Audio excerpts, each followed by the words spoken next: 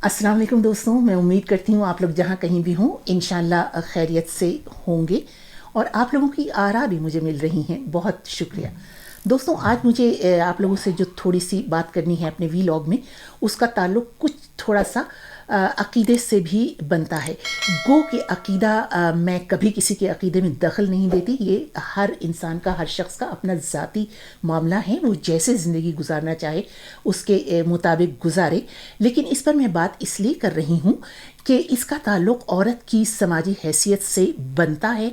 और मैं जो औरत की हैसियत है, ये जो मौजू है, ये मेरे दिल के बहुत करीब है और इस पर मैं अक्सर बात करती रहती हूँ। तो ये जो मैंने आपसे बात की, इसका पस मंज़र कुछ यूँ है कि मुझे हमारे एक दोस्त ने एक नक़ल भेजी जो इमाम अली का जो खुतबा है, खुतबा नंबर 78 जो उनकी किताब नहजुल बलागा से लिया गया है,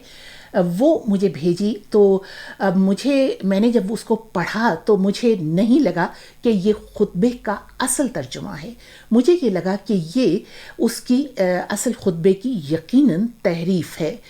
क्योंकि ये जो नहजुल बलागा किताब है, ज़ाहिर है कि ये अरबी में थी और उर्दू का तो उस वक्त कोई बिल्कुल कोई नामो निशान ही नहीं था। तो ज़ाहिर है कि पिछली इतनी सदियों से ये न जाने कितनी मर्तबा फ़ारसी में इसका तर्जुमा हुआ होगा और अब जो मेरे सामने आया है वो भी ग़ालिबन या तो किसी फ़ारसी से तर्जुमा किया गया है और मुमकिन है कि अरबी ज़बान से ही तर्जुमा किया गया हो। लेकिन ये पढ़कर मुझे यूँ लगा कि ये एक कौल इमाम या खुतबा इमाम नहीं हो सकता, क्योंकि हमने अपने बचपन से लेकर आज तक जो तमाम जय्यद उलमा, पढ़े लिखे उलमा जिनकी मजालिस हम सुनते रहे, ख़ुद मेरे वालिदैन और ख़ुद मैंने पढ़ा भी कि इमाम का ये कौल है कि अगर हमारा कोई कौल तुम्हें कुरान से मुतसादिम नज़र आए तो उसे फ़ौरन दीवार पर दे मारो। तो ये जो थी तहरीर, इसे पढ़कर मुझे यही लगा कि इसमें से कुछ बातें जो हैं वो कुरान से बिल्कुल मुतसादिम हैं और कुरान में उनका ज़िक्र नहीं है। तो पहले मैं आप लोगों को जो ये इमाम का खुतबा है, इसका मुख्तसर से कुछ 4-5 लाइनें पढ़कर सुनाती हूँ और फिर मैं ये बताऊँगी आपको कि मुझे क्यों लगता है कि ये कौल इमाम नहीं हो सकता। तो ये नहजुल बलागा का खुतबा नंबर 78 है और ये जंग जमल से फारिग होने के बाद इमाम ने औरतों की मजम्मत में फरमाया। ये यहाँ पर लिखा हुआ है, ये मैं पढ़ रही हूँ, लिखा हुआ, ऐ लोगों, औरतें ईमान में नाक़िस, हिस्सों में नाक़िस और अक़ल में नाक़िस होती हैं। नक़्स ईमान का सबूत ये है कि अय्याम के दौर में नमाज और रोज़ा उन्हें छोड़ना पड़ता है और नाक़िसुल अक़ल होने का सबूत ये है कि 2 औरतों की गवाही एक मर्द की गवाही के बराबर होती है और हिस्सा और नसीब में कमी यूँ है कि मीरास में उनका हिस्सा मर्दों से आधा होता है। और फिर आगे लिखा है कि बुरी औरतों से डरो और अच्छी औरतों से भी चौकन्ना रहो, तुम उनकी अच्छी बातें भी न मानो ताकि आगे बढ़कर वो बुरी बातों के मनवाने पर ना उतर आएं। तो मैं क्यों इसे कौल इमाम का या खुतबा इमाम का असल तर्जुमा नहीं समझ रही हूँ, वो ये है कि ये जंगे जमल के बाद इसमें लिखा गया है कि ये जंगे जमल के बाद इमाम ने कहा है। तो जंगे जमल तो एक सियासी जंग थी और एक इनफरादी फेल था। सब जानते हैं कि ज़ौजा रसूल इमाम अली जो उस वक्त खलीफा वक्त थे, उनके मुकाबिल आई थी, लेकिन ये लड़ाई नहीं हुई और फिर वो वापस चली गईं। तो इस पूरे खुतबे में कहीं भी ज़ौजा रसूल का नाम नहीं है। तो जो इमाम अपने मज़हब की और अपनी कौम की और उम्मत की हिस्सासियत का इतना ख्याल रखे कि वो नाम ना ले, वरना तो वो खलीफा राशिद थे, अपने वक्त के खलीफा थे और इमाम भी थे। अगर उन्हें कोई चीज़ बुरी लगी थी तो वो उन खातून का नाम भी ले सकते थे, लेकिन उन्होंने नहीं लिया। तो इसके जवाब में इमाम पूरी उम्मत मुस्लिमा की औरतों की तज़हीक भला कैसे कर सकते हैं? अगर इमाम का कौल जो यहाँ पर नकल हुआ है और उसका जो तर्जुमा मैंने पढ़ा है, तो उसका तो मतलब फिर ये हुआ کہ کیا امام کی اپنی والدہ، اپنی زوجہ جو دختر رسول تھیں، جو جن کے لیے جو خود رسول خدا تھے وہ ان کی تعظیم کے لیے اٹھتے تھے اور ان کو جو ہے خاتون جنت کی عورتوں کی سردار کہا گیا، بی بی خدیجہ امہات المومنین، اور پھر اس کے بعد جنگ کربلا کا ایک بہت ہی بڑا اور نمایاں کردار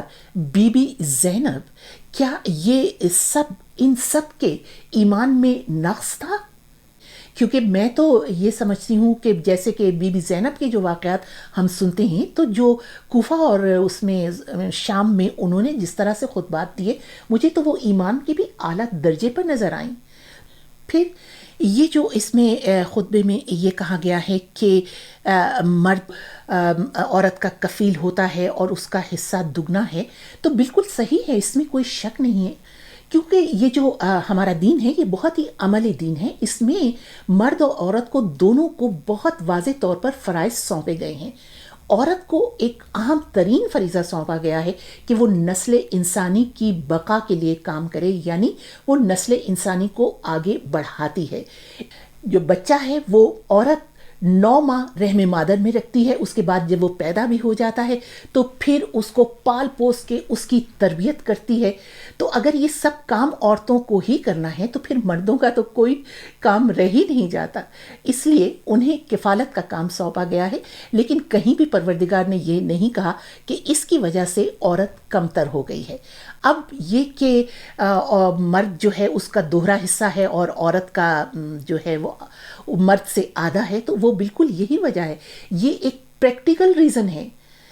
جسے کہتے ہیں کہ یہ پریگمیٹزم ہے اسلام میں، کہ کیونکہ مرد کو کفالت کا فریضہ سونپا گیا اس لیے اسے حصہ بھی دگنا دے دیا گیا، کیونکہ وہ یہ نہ پوچھے کہ بھائی میں کیوں کروں کفالت، میرا تو اتنا ہی حصہ ہے جتنا عورت کا حصہ ہے، وہ کرے اپنی کفالت خود، اس لیے اس کو 2 حصے دیے گئے کہ وہ کفالت کرے۔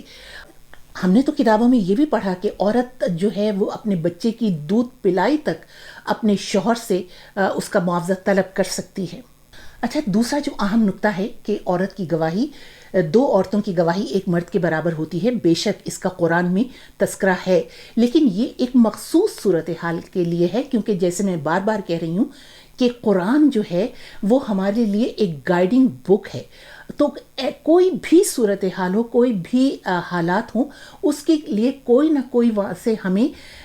گائیڈنس، کوئی ہدایت قرآن سے مل جاتی ہے۔ تو یہ جس پیرائے میں ذکر ہو رہا ہے قرآن میں آدھی گواہی کا، وہ مالی معاملات میں جو گھر سے باہر طے کیے جاتے ہیں، تو ان میں اگر ضرورت پڑے تو یہاں پر یہ لکھا ہے کہ اپنے مردوں میں سے جنہیں تم گواہی کے لیے پسند کرو تو 2 مردوں کی گواہی لیا کرو۔ اس کا مطلب ہے کہ یہ وہ معاملہ اتنا اہم ہے کہ ایک مرد کی گواہی بھی کافی نہیں ہے۔ یہ جو مالی مسائل ہوتے ہیں، کوئی معاہدے ہوتے ہیں، ایگریمنٹس ہوتے ہیں، وہ اتنے اہم ہوتے ہیں کہ تم گواہی کے لیے پسند کرو، جنہیں تم گواہی کے لیے پسند کرو تو 2 مردوں کی گواہی لیا کرو،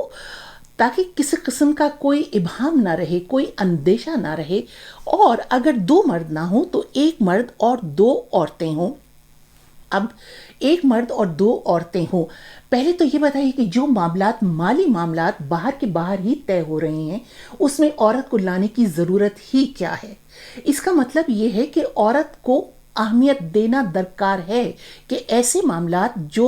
عورت کے علم میں نہیں ہیں اور جو گھر سے باہر طے ہو رہے ہیں، ان میں بھی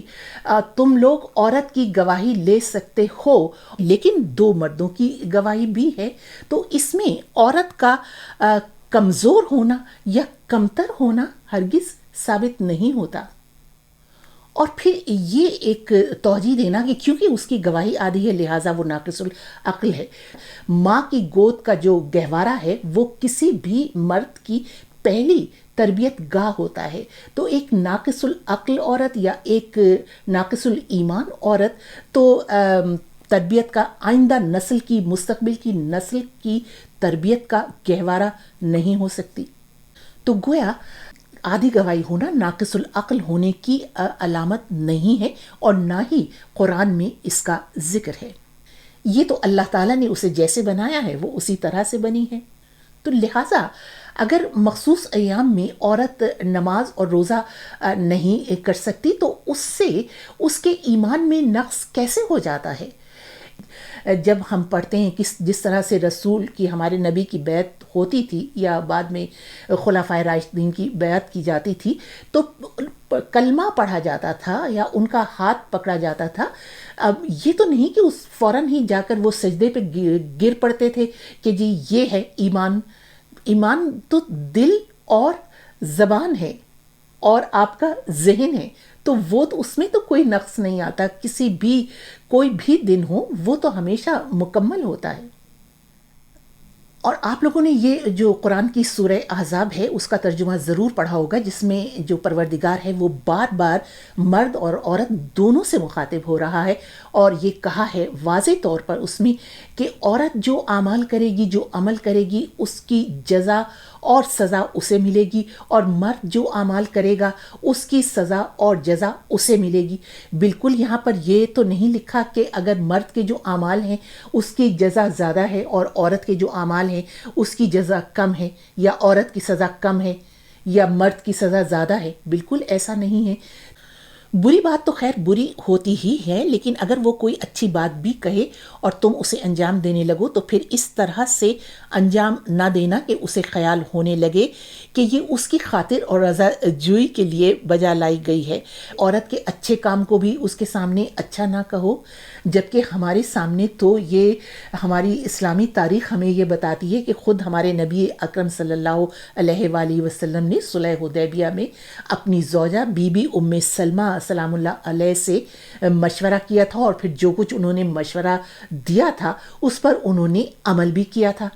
تو پھر یہ کیسے ممکن ہے کہ امام علی اپنی امت کے مردوں کو ایک طرح سے غلط بیانی کرنا سکھائیں؟ اور یہ تو ایک طرح سے بالکل واضح طور پر منافقت ہوئی نا کہ بیوی نے یا کسی عورت نے آپ کو کوئی اچھا کام کرنے کے لیے کہا ہے اور آپ اسے اچھا سمجھ کے کر بھی رہے ہیں، لیکن اس عورت پر آپ کو یہ ظاہر کرنا ہے کہ نہیں یہ میں تمہاری وجہ سے نہیں کر رہا یا جو تم نے بتایا ہے وہ نہیں کر رہا. تو یہ تو ایک طرح سے غلط بیانی اور منافقت کے زمرے میں آتا ہے، اور نعوذ باللہ میں کبھی سمجھ ہی نہیں سکتی کہ امام علی اپنی امت کے مردوں کو کوئی ایسا مشورہ بھی کبھی دیتے ہوں گے. تو یہی جو خطبہ ہے اس کی آخری 2 لائنیں ہیں کہ امیر المومنین علیہ السلام کے اس ارشاد کے متعلق علامہ محمد عبدہ تحریر کرتے ہیں کہ امیر المومنین علیہ السلام نے ایک ایسی بات کہہ دی ہے کہ طویل صدیوں کے تجربے اس کی تصدیق کرتے ہیں. اس لیے بھی میں کہتی ہوں کہ یہ ان کے اصل خطبے کی الفاظ نہیں ہیں بلکہ یہ تحریف ہے، کیونکہ امام کوئی ایسی بات نہیں کہہ سکتے جو بعد میں آنے والے وقت میں وہ غلط ثابت ہو جائے اور اس کی تصدیق نہ ہو. اس لیے کہ جو 20ویں صدی اور 21ویں صدی کی عورت نے یہ ثابت کر دیا ہے کہ وہ ناقص العقل نہیں ہے، وہ تمام وہ امور سر انجام دے سکتی ہے جو مرد دیتے ہیں. مثال کے طور پر امور مملوکت، اور دور کیوں جائیے اپنے ملک میں ہی دیکھ لیجئے، بے نظیر بھٹو نے صرف 35 برس کی عمر میں وزارت عظمیٰ کا عہدہ سنبھالا اور امور مملوکت چلائے، بہت کامیابی سے چلائے. اور بلکہ بے نظیر بھٹو نے اپنی دوران وزارت عظمیٰ 2 بچوں کو جنم دیا ہے، اور ظاہر ہے کہ اس دوران وہ کفیل بھی تھیں، تو لہٰذا نہ تو وہ ناقص العقل تھیں، وہ کفیل بھی تھیں، اور وہ جو نسل انسانی ہے اس کو آگے بڑھانے کا فریضہ بھی اس دوران انجام دیتی رہیں. اور بس دوستوں میں آپ سے اجازت لوں گی، اگر کسی کی اس میں کوئی دل شکنی ہوئی ہو تو میں اس سے پہلے ہی معذرت خواہ ہوں.